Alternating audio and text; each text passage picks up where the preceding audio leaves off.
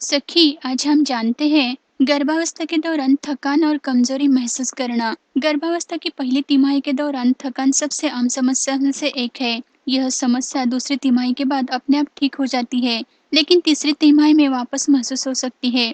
आपको सोने के समय नींद की परेशानी हो सकती है, क्योंकि रात में पेशाब, सीने में जलन या पैरों में ऐंठन, यह गर्भावस्था के अन्य शुरुआती लक्षणों से यह समस्या महसूस हो सकती है। इन समस्याओं को दूर करने की कोशिश करें ताकि आप ठीक से आराम कर सकें।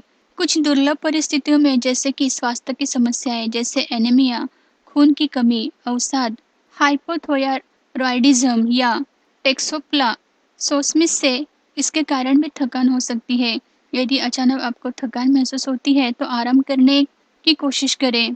इससे आपकी थकान की स्थिति बेहतर हो सकती है।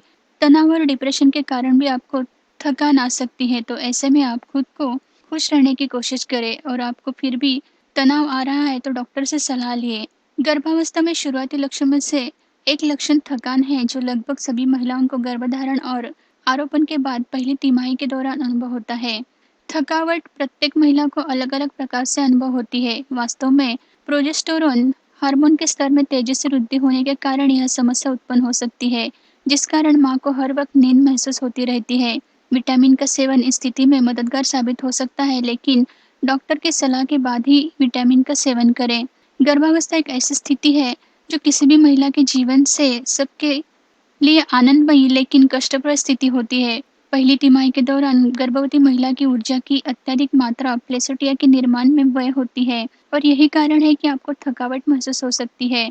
साथ ही जब ब्लड शुगर कम, हाइपोग्लाइसीमिया और ब्लड प्रेशर लो बीपी हो जाते हैं, तब आपके शरीर की चयापचय में दर में काफी वृद्धि होती है। इस कारण गर्भावस्था में मूड स्विंगिंग जैसी परेशानियों का भी सामना करना पड़ता है। पहली तिमाही के अंत तक प्लेसेंटा का निर्माण पूरी तरह से हो जाता है, और अन्य परिवर्तन जैसे हार्मोनल और भावनात्मक परिवर्तन आदि होने लगते हैं। इस कारण भी आपको थकावट महसूस हो सकती है। गर्भावस्था के दौरान महिलाओं का वजन पहले से अधिक हो जाता है, जिसका उन्हें पहले से अनुभव नहीं होता। हर वक्त उस बढ़ते हुए वजन के साथ थकान भी महसूस होना बड़ा कारण हो सकता है। साथ साथ इसके अलावा पीठ दर्द, सीने में जलन, नींद में वृद्धि या और बेचैनी आदि भी महसूस हो सकती है। इसके अलावा आने वाले बच्चे का पोषण करना, उसका नाम सोचना, उसके लिए चिंतित होना इत्यादि में ऊर्जा व्यय होती है और नींद आती है।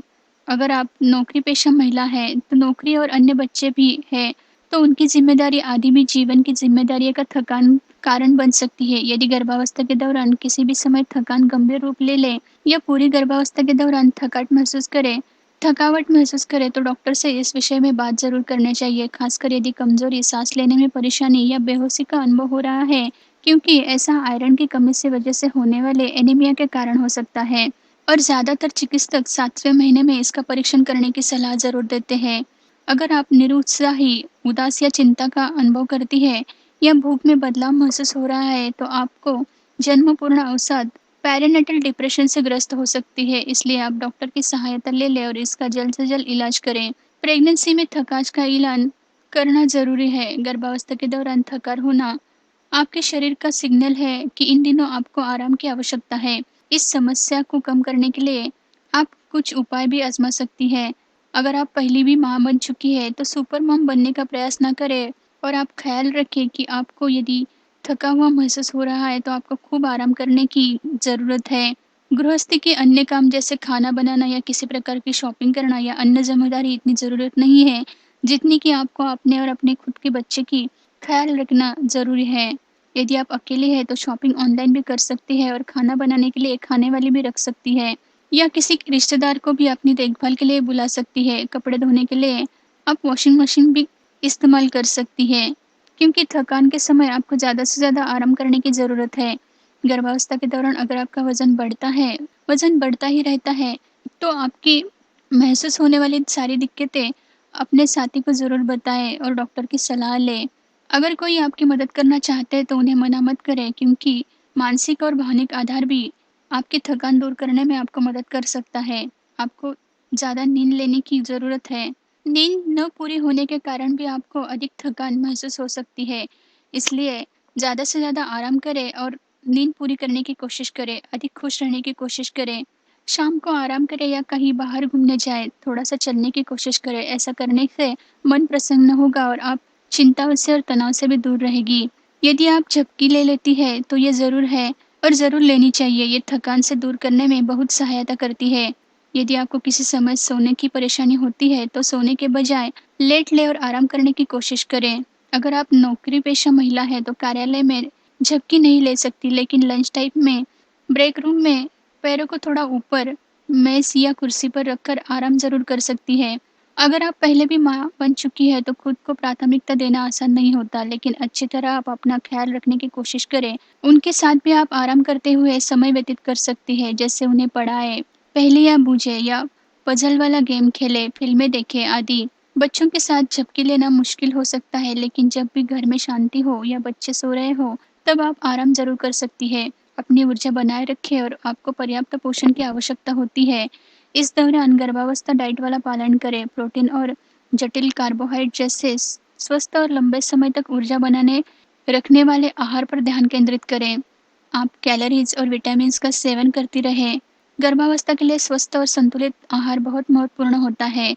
उसे लेने की कोशिश करें। कैफीन या चीनी, धूम्रपान, नशा ऐसे चीज़ों से दूर रहें, क्योंकि इससे थकान भी बढ़ सकती है और आपको इससे और आपके होने वाले बच्चों को खतरा भी हो सकता है।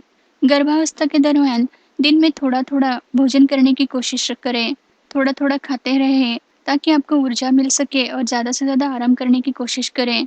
नाश्ते में और भोजन द्वारा प्रोटीन, जटिल कार्बोहाइड्रेट और अन्य महत्वपूर्ण पोषक तत्वों का सेवन करना आपके लिए फायदेमंद रहेगा। हो सके तो थोड़ा-थोड़ा हल्का व्यायाम करने की कोशिश करें, लेकिन व्यायाम करते समय डॉक्टर की सलाह लेना ना भूलें। सहज और हल्के योगा आप कर सकते हैं, वो भी डॉक्टर की सलाह से।